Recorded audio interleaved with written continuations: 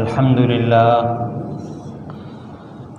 للہ وکفا وسلام علی عبادہ الذین اصطفى اما بعد اعوذ باللہ من الشیطان الرجیم بسم اللہ الرحمن الرحیم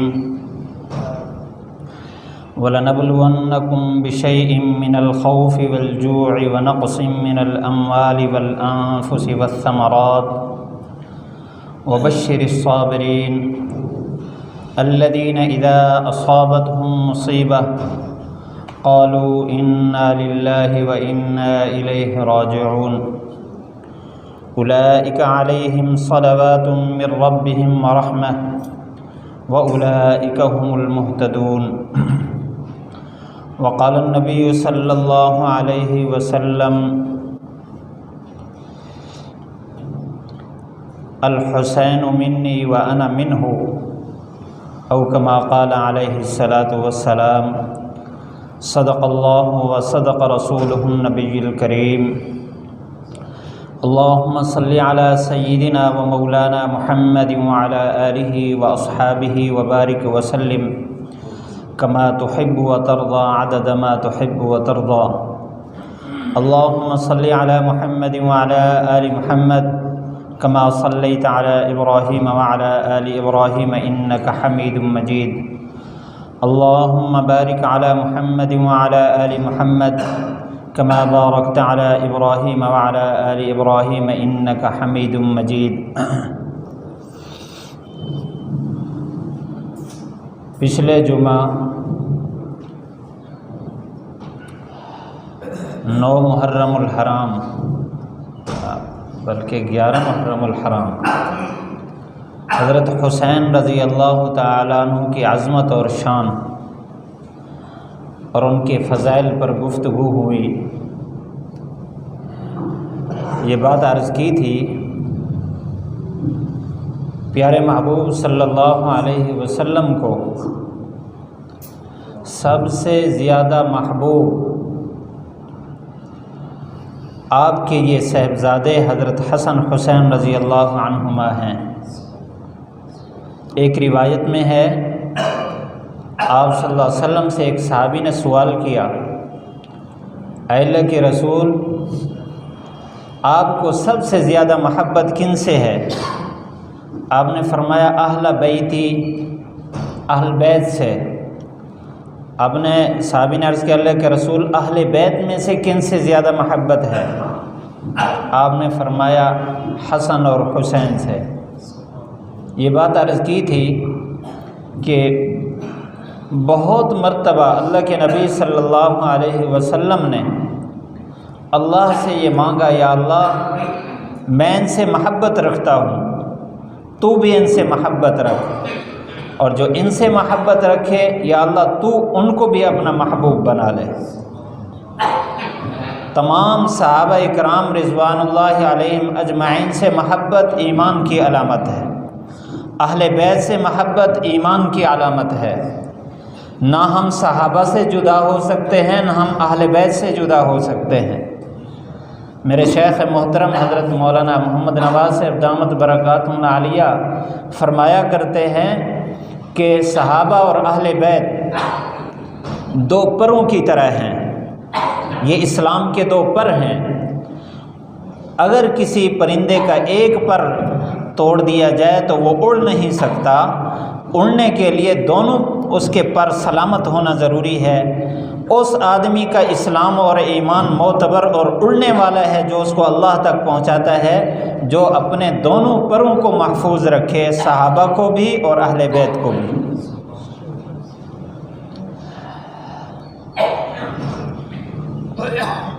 حضرت حسین رضی اللہ تعالیٰ عنہ کی شہادت کا آپ صلی اللہ علیہ وسلم نے بچپن میں مطلع فرما دیا تھا۔ ایک روایت میں ہے، حضرت ام سلمہ رضی اللہ عنہا کی روایت ہے، فرماتی ہیں حضور صلی اللہ علیہ وسلم کی باری میرے گھر کی تھی، آپ دوپہر کو آرام فرماتے، آپ نے مجھے فرمایا کہ لا يدخل علی احد، کہ میں اس وقت سرگوشی میں اور خلوت میں رہنا چاہتا ہوں، کسی کو میرے پاس نہ بھیجنا، میرے پاس کسی کو نہیں آنے دینا۔ کہ میں بیٹھی تھی، اچانک میں نے اندر سے رونے کی آواز سنی، نشیج رسول اللہ صلی اللہ علیہ وسلم یبکی، سمعت نشیج رسول اللہ صلی اللہ علیہ وسلم یبکی، کہ میں نے آپ صلی اللہ علیہ وسلم کے رونے کی آواز سنی کہ آپ رو رہے۔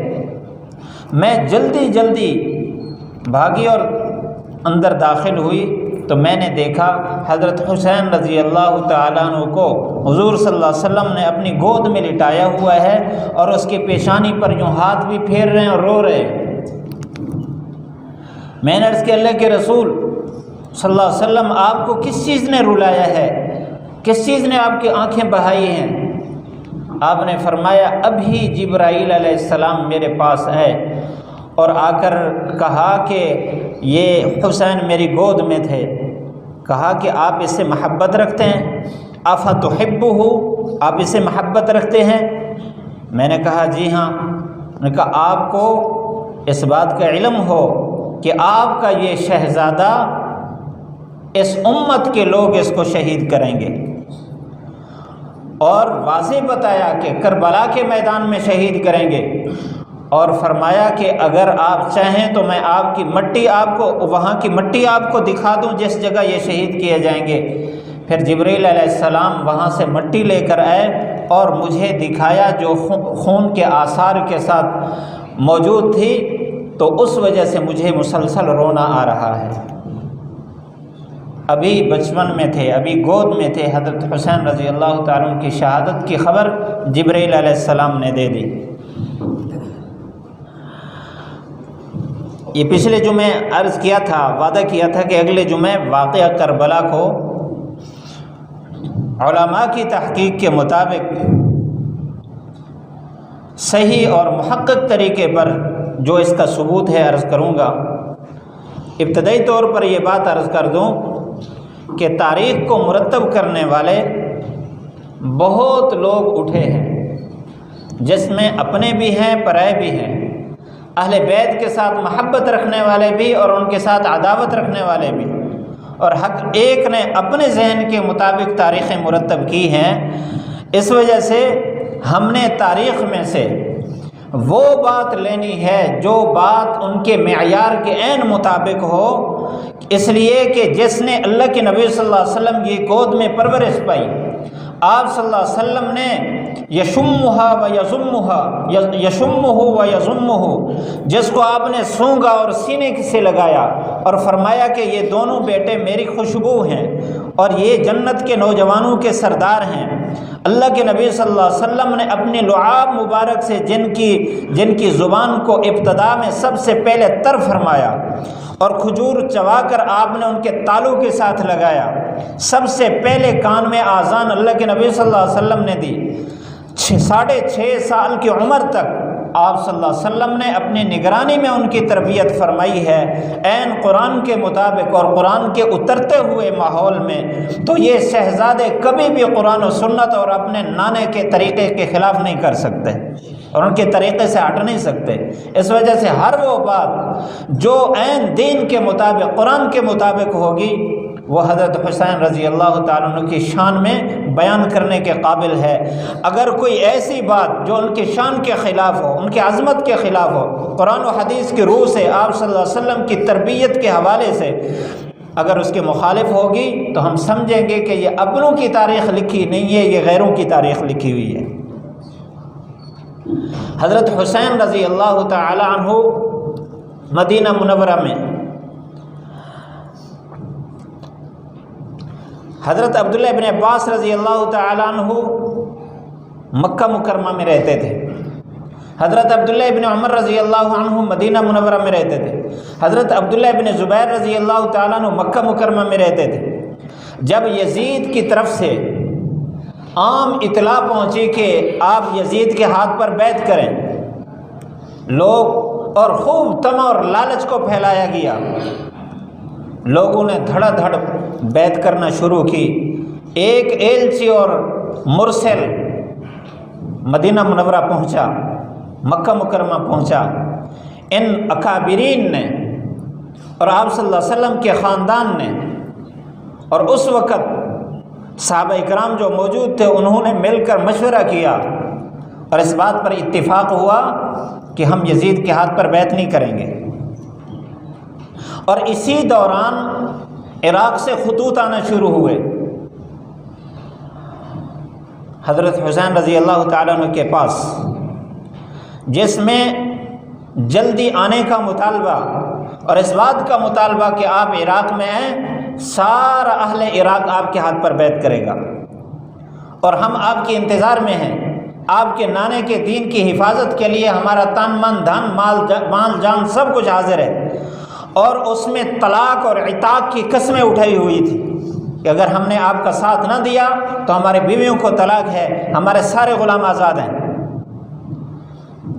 حضرت حسین رضی اللہ تعالیٰ عنہ کو اپنے نانا کا دین بڑا پیارا، وہ دیکھ رہے تھے کہ اگر قوم کو اس حال پر چھوڑ دیں تو دین کے ساتھ ایسا اختلاط ہوگا کہ پیچھے اتنی بڑی قربانیاں وہ ساری کی ساری ضائع نہ چلی جائیں۔ حضرت حسین رضی اللہ تعالیٰ عنہ اپنے خاندان کے افراد کو لے کر مکہ مکرمہ پہنچے، وہاں بھی خطوط آنا شروع ہوئے، اہل کوفہ کے خطوط ہے، 1000 خط وہاں آیا جس میں اسی بات کا وعدہ تھا کہ آپ آئیں، ہم آپ کے انتظار میں ہیں۔ حضرت عبداللہ ابن عباس رضی اللہ تعالیٰ عنہ سے مشورہ کیا۔ حضرت عبداللہ ابن عباس رضی اللہ تعالیٰ عنہ نے مشورہ دیا کہ یہ وہ کوفہ والے ہیں جنہوں نے آپ کے ابا کے ساتھ بھی خیانت کی ہے، ان پر اعتماد نہ کریں۔ لیکن بار بار خطوط اور اپنے نانا کا دین دیکھ کر حضرت حسین رضی اللہ تعالیٰ عنہ سے رہا نہ گیا کہ اگر جس دین کی خاطر میرے ابا کی جان گئی ہے، جس دین کے خاطر بدر سے لے کر تبوک تک حضور صلی اللہ علیہ وسلم کے جسم اطہر پر خاک آتی رہی اور اتنے صحابہ نے جانیں دی ہیں، تو اگر ہماری جان لگ جائے تو کیا؟ وہاں سے روانہ ہو گئے، بلکہ پہلے مسلم بن عقیل اپنے چچا زاد بھائی کو بھیجا کہ جا کر وہاں کی معلومات لیں۔ مسلم بن عقیل رضی اللہ عنہ وہاں سے روانہ ہوئے، اہل کوفہ کے پاس گئے۔ پہلے دن 10,000 آدمیوں نے مسلم بن عقیل کے ہاتھ پر بیعت کی۔ مسلم بن عقیل رضی اللہ تعالیٰ عنہ وہاں جا کر لوگوں سے یہ وعدہ لے رہے تھے کہ آپ میرے ہاتھ پر بیعت ہوں، لیکن بیعت حضرت حسین کی امارت پر کریں کہ امیر المؤمنین وہ ہوں گے۔ پہلے دن اہل کوفہ کے 10,000 آدمی نے بیعت کی، اسی دن شام کو 18,000 آدمی ہو گئے۔ جب 18,000 آدمی ہو گئے اور انہوں نے بیعت کی اور اس بات پر کہ اگر ہم نے ساتھ نہ دیا تو طلاق و عتاق ہوگا، یعنی جس طرح خط پر انہوں نے خطوط پر لکھا ایسے ہی انہوں نے معاہدے کیے۔ مسلم بن عقیل رضی اللہ تعالیٰ نے خط بھیجا حضرت حسین رضی اللہ تعالیٰ کے پاس کہ ماحول آپ کے موافق ہے اور آپ کی چاہت بہت ہے اور ایک دن میں اتنے لوگوں نے میرے ہاتھ پر بیعت کی، آپ تشریف لے آئے۔ جب خط پہنچا تو اس وقت حضرت عبداللہ بن زبیر رضی اللہ تعالیٰ عنہ بھی یہی کہہ رہے تھے کہ ان خطوط سے جو آپ کے پاس پہلے پہنچے ہیں ہمیں آپ کے خون کی خوشبو آ رہی ہے، ایسا نہ ہو کہ آپ کے ساتھ خیانت کریں۔ لیکن جب یہ خط پہنچا مسلم بن عقیل کی طرف سے تو حضرت حسین رضی اللہ تعالیٰ نے اپنا ارادہ پکا کر لیا۔ تو انہوں نے مشورہ دیا دونوں حضرات نے، حضرت عبداللہ بن زبیر رضی اللہ عنہ، حضرت عبداللہ ابن عباس رضی اللہ عنہ، کہ اگر آپ جانا بھی چاہتے ہیں تو مستورات کو ساتھ نہ لے جائیں، بچوں کو ساتھ نہ لے جائیں، ہمیں ان کے اس معاہدے پر یقین نہیں ہے۔ جب یہ مشورہ ہونے لگا تو مستورات اور بچوں نے کہا ہم آپ کے بغیر یہاں نہیں رہ سکتے، ہم آپ کے ساتھ چلیں گے۔ جب ان کا اصرار دیکھا تو ساتھ لے لیا۔ ادھر کیا ہو رہا ہے؟ مسلم بن عقیل رضی اللہ تعالی عنہ وہاں سے جب چلے تو اس وقت 40,000 خطوط ہو چکے تھے حضرت حسین رضی اللہ تعالیٰ کے پاس، 40,000 آدمیوں کے معاہدے آ چکے تھے۔ کہ ہم آپ کے ہاتھ پر بیعت کریں گے، آپ آئیں۔ مسلم بن عقیل رضی اللہ تعالیٰ عنہ وہاں پہنچے کوفہ میں۔ پہلے دن 4000 آدمی بیعت ہو گئے۔ کس بات پر؟ کہ ہم آپ کے ساتھ لڑیں گے۔ 18,000 تو بیعت ہوئے حضرت حسین رضی اللہ تعالیٰ کی امارت پر، تو بلکہ ادھر سے خبر پہنچی، جب یزید کو خبر پہنچی، وہاں کا جو گورنر تھا کوفہ کا، اس کا نام تھا نعمان بن بشیر رضی اللہ عنہ۔ تو جب اس کو خبر پہنچی یزید کو کہ لوگ تو دھڑا دھڑ امارت پر بیعت ہو رہے ہیں، اور ادھر نعمان بن بشیر رضی اللہ تعالیٰ عنہ حضرت حسین رضی اللہ تعالیٰ عنہ کے حق میں تھے، ان کا ذہن ادھر زیادہ تھا۔ اس کو جب پتہ چلا تو نعمان بن بشیر رضی اللہ عنہ کو معزول کر دیا۔ اس کی جگہ کوفہ بصرہ کا گورنر عبید اللہ بن زیاد کو کوفہ کے ساتھ، بصرہ کے ساتھ کوفہ کا بھی گورنر بنا دیا، 2 صوبوں کا گورنر بنا دیا، کیونکہ وہ حضرت حسین رضی اللہ تعالیٰ عنہ کے بارے میں بڑی شدت رکھتا تھا۔ تو جب یہ خبر پہنچی، مسلم بن عقیل رضی اللہ تعالیٰ عنہ لوگوں سے اپنا ساتھ دینے کی بیعت لی، تو 4000 آدمی نے بیعت کی۔ ظہر کی نماز میں 4000 آدمی، عصر کی نماز میں کم ہونا شروع ہو گئے، مغرب کی نماز میں 500 آدمی باقی رہ گئے۔ مغرب سے عشاء کے درمیان، اچھا اتنی دیر میں عبید اللہ بن زیاد آ گیا کوفہ میں، اور اس کے ساتھ کوفہ کے بڑے مالدار لوگ اور جو چمچے کڑچے تھے وہ سارے اس کے ساتھ اس قصر میں داخل ہوئے جو وہاں کے گورنر کا قصر تھا۔ دروازہ بند کر دیا، اور وہاں کے جو سردار لوگ تھے انہوں نے سر باہر نکال کر، اچھا اتنی دیر میں مسلم بن عقیل 4000 کا لشکر لے کر وہاں پہنچے، بلکہ 500 کا لشکر لے کر وہاں پہنچے، تو وہ جو سردار تھے انہوں نے سر نکال کر کہا کہ تم سارے کے سارے واپس چلے جاؤ، شام کی طرف سے لشکر آ رہا ہے، تم نہیں بچ سکو گے۔ تو آہستہ آہستہ وہاں سے 500 سے بھی 1-2 ایسے نکلنا شروع ہو گئے۔ کچھ عورتیں آ گئیں اپنے بھائیوں کو، اپنے بیٹوں کو، اپنے خامدوں کو لینے کے لیے کہ ہم کیسے ساتھ دے سکتے ہیں، اگر ادھر سے لشکر آ گیا تو آپ ان کا ساتھ چھوڑ دیں۔ یہاں تک کہ عشاء کی نماز سے پہلے صرف 30 آدمی آ کر بچے، پھر وہ بھی چلے گئے، 10 آدمی بچے۔ حضرت مسلم بن عقیل رضی اللہ تعالیٰ عنہ کو یقین ہو گیا کہ اب میرا ان کے ساتھ مقابلہ مشکل ہے۔ وہاں سے چلے کسی مقام میں ٹھکانہ لینے کے لیے، راستے میں یہ 10 آدمی بھی آگے پیچھے ہو گئے۔ اکیلے مسلم بن عقیل رضی اللہ تعالیٰ عنہ گلیوں میں گھوم رہے ہیں اپنا ٹھکانہ بنانے کے لیے۔ ایک آدمی نے ٹھکانہ دیا، پناہ دی، عبد الرحمن اس کا نام تھا۔ مسلم بن عقیل رضی اللہ تعالیٰ عنہ ان کے گھر میں گئے۔ ادھر سے عبید اللہ بن زیاد نے لشکر بھیجا اور گلیوں میں تلاش کرنا شروع کیا، آخر ان کو پتہ چل گیا کہ اس گھر میں موجود ہے۔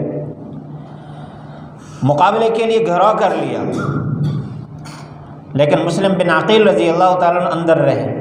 اس آدمی نے کہا میں نے پناہ دی ہے، میں کوفہ کا رہنے والا ہوں اور پناہ معتبر ہوتی ہے۔ تو ان ظالموں نے کیا کیا، لکڑیاں پھینکی بانس کی اور ان کو آگ لگا دی۔ جب دھواں اندر کافی ہو گیا، مسلم بن عقیل رضی اللہ تعالیٰ عنہ تلوار لے کر باہر نکلے اور مقابلے کا ارادہ کیا۔ انہوں نے گرفتار کیا اور عبید اللہ بن زیاد کے پاس لے گئے، اور اس ظالم نے اپنے قصر کے چھت پر کھڑا کر کے ان کو شہید کیا۔ جب لے جا رہے تھے راستے میں انہوں نے ایک آدمی کو کہا کہ میرا یہ پیغام حضرت حسین رضی اللہ تعالیٰ عنہ تک پہنچا دیں کہ یہ لوگ بے وفا ہیں، آپ واپس چلے جائیں۔ اس وقت حضرت حسین رضی اللہ تعالیٰ عنہ 4 راتوں کی مسافت پیچھے رہ گئے تھے، یعنی آج کل کے اعتبار سے 80 کلومیٹر قریب آ چکے تھے۔ انہوں نے مشورہ کیا اور خود گھر والوں سے، قافلے سے مشورہ کیا، اور اس لشکر میں کوفہ کے لوگ بھی کچھ ساتھ تھے، جو مکہ کے ساتھ چلے تھے، اور کچھ دیہاتی اعرابی لوگ تھے جو قافلے کے ساتھ ویسے شامل ہو گئے تھے۔ حضرت حسین رضی اللہ تعالیٰ کے پاس جب یہ پیغام پہنچا، انہوں نے قوم کو خطاب کیا کہ وہاں مسلم بن عقیل رضی اللہ تعالیٰ کو شہید کر دیا گیا، اب آپ کا کیا مشورہ ہے؟ تو جو اعرابی تھے وہ پیچھے ہٹ گئے، اور کوفہ والے بھی آہستہ آہستہ تتر بتر ہو گئے۔ باقی رہ گئے تھے 72 افراد، تو ان کے گھر کے تھے، جن میں 36 سوار تھے اور 40 آدمی 32 سوار تھے اور 40 آدمی پیدل چل رہے تھے۔ ان 72 افراد نے یہ کہا کہ جیسے آپ کریں گے ہم ویسے ہی کریں گے۔ حضرت حسین رضی اللہ تعالیٰ نے فرمایا میری رائے یہ ہے کہ آپ حضرات چلے جائیں پیچھے، میں اکیلا جاتا ہوں اور میں مسلم بن عقیل کا ساتھ نہیں چھوڑ سکتا، جس راستے پر وہ گئے ہیں میں اسی راستے پر جاؤں گا۔ تو سب نے کہا کہ اگر آپ جائیں گے تو ہم بھی پیچھے نہیں رہ سکتے، آپ کے بغیر ہمارا گزارا بھی نہیں ہے، ہمیں ساتھ لے کر چلیں۔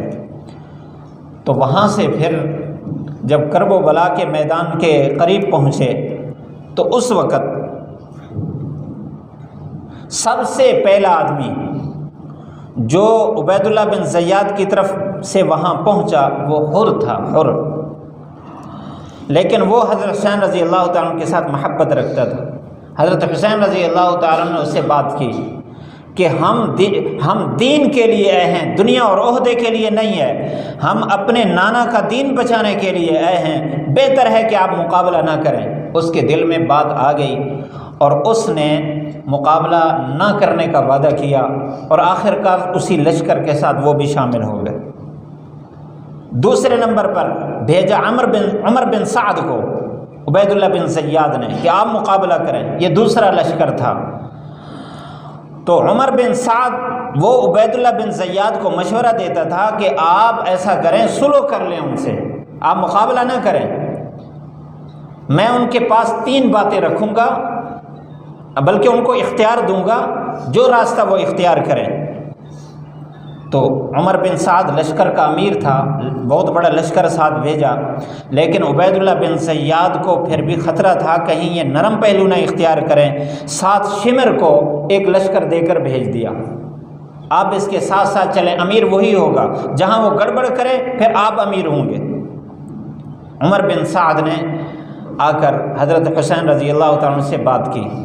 حضرت حسین رضی اللہ تعالیٰ عنہ نے 3 پہلو رکھے، یا تو یہ ہے کہ ہم اپنے قافلہ سمیت واپس چلے جائیں اگر آپ نے ہماری جان لینی ہے، یا یہ ہے کہ مجھے یزید کے ساتھ بات کرنے دو۔ تیسری صورت اگر ایسا نہیں کرتے تو پھر میدان ہے، آپ بھی آئیں ہم بھی آتے ہیں۔ تو انہوں نے 2 چیزیں، 2 پہلو قبول نہیں کیے۔ یہ شمر ساتھ ہو گیا، اس نے کہا ہم مقابلہ کریں گے، اور ادھر سے شمر نے ہر طرف سے پانی کے راستے سارے بند کر دیے۔ رات ہو گئی تھی۔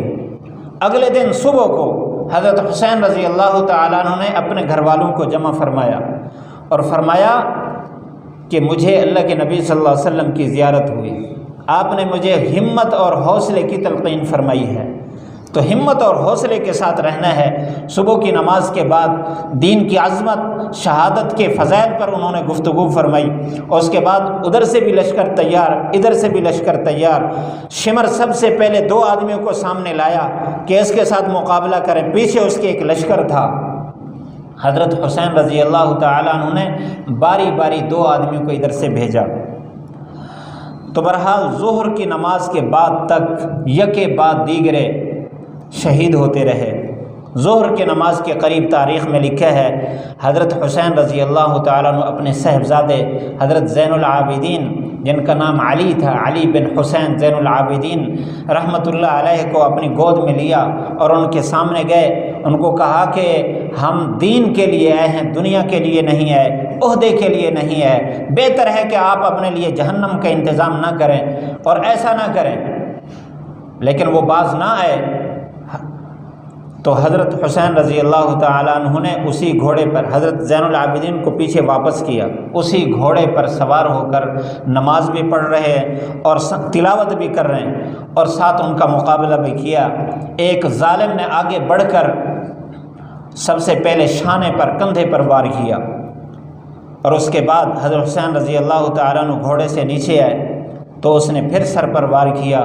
یوں حضرت حسین رضی اللہ تعالیٰ عنہ 10 محرم کو اللہ کے نبی صلی اللہ علیہ وسلم کے پاس جا کر پہنچے اور اس دین کی عظمت کو پوری امت پر واضح کر دیا، اور اس آیت کا مصداق ہوئے وَلَنَبْلُوَنَّكُمْ بِشَيْءٍ مِّنَ الْخَوْفِ وَالْجُوعِ وَنَقْصٍ مِّنَ الْأَمْوَالِ وَالْأَنفُسِ وَالثَّمَرَاتِ وَبَشِّرِ الصَّابِرِينَ، ہم آزمائیں گے، خوشخبری صبر کرنے والوں کے لیے ہے، الَّذِينَ إِذَا أَصَابَتْهُمْ مُصِیبَۃٌ، کہ جب ان کو مصیبت پہنچتی ہے تو وہ کہتے ہیں ہم اللہ کے ہیں، ہم نے اللہ کے پاس پہنچنا ہے، اِنَّا لِلَّهِ وَإِنَّا إِلَيْهِ راجعون، أُولَٰئِكَ عَلَيْهِمْ صَلَوَاتٌ مِّن رَّبِّهِمْ وَرَحْمَةٌ وَأُولَٰئِكَ هُمُ الْمُهْتَدُونَ، یہی لوگ ہیں جن پر اللہ کی طرف سے رحمتیں برس رہی ہیں، اور یہی لوگ ہیں جو صحیح راستے پر ہیں، یہی لوگ جنتی ہیں۔ وہ جس کی خوشخبری، جس کے جنتی نوجوان ہونے کی خوشخبری اللہ کے نبی صلی اللہ علیہ وسلم نے پیدائش کے وقت دی تھی، آج جنت کے سردار بن کے جنت میں چلے گئے، ہمیں ایک سبق دے کر گئے ہیں۔ یہ دین مفت میں نہیں آیا، اس پر جانے لگے اور عظیم جانے لگے۔ حضرت حسین رضی اللہ تعالیٰ عنہ ایسی عظیم شخصیت جن کو اللہ کے نبی سینے سے لگا رہے ہیں، ان کے پاؤں کے ساتھ چمٹی ہوئی مٹی، اس پر ساری امت کے، اس زمانے کے ساری امت کے شیوخ، اولیاء، اکابرین، سارے کے سارے مسلمان ان کی لگی پاؤں کے ساتھ لگی ہوئی مٹی پر قربان ہو جائیں، تب بھی اس کا مقابلہ نہیں کر سکتے اس کی مٹی کا۔ ایسی عظمت والی شخصیت جب دین پر قربان ہوئی تو ہم اپنی خواہشات کو پورا کرنے کے لیے دین کو قربان کریں تو ان کے ساتھ نسبت نہیں ہے، ان کے ساتھ نسبت یہ ہے کہ جس راستے پر وہ چلے ہیں اسی راستے پر ہم چلیں۔ جس طرح حضرت حسین رضی اللہ تعالیٰ عنہ کو اللہ تعالیٰ نے ہمیشہ کے لیے عزت کے ساتھ نوازا ہے، ہر ایمان والا محبت رکھتا ہے، یزید کے ساتھ کوئی محبت کا دعویٰ نہیں کرتا، اسی طرح ہم بھی اگر محبت کا دعویٰ کرتے ہیں تو ہمیں اس راستے پر چلنا ہوگا۔ وفا کا تقاضا یہی ہے۔ اللہ تعالی ہم سب کو عمل کرنے کی توفیق نصیب فرمائے۔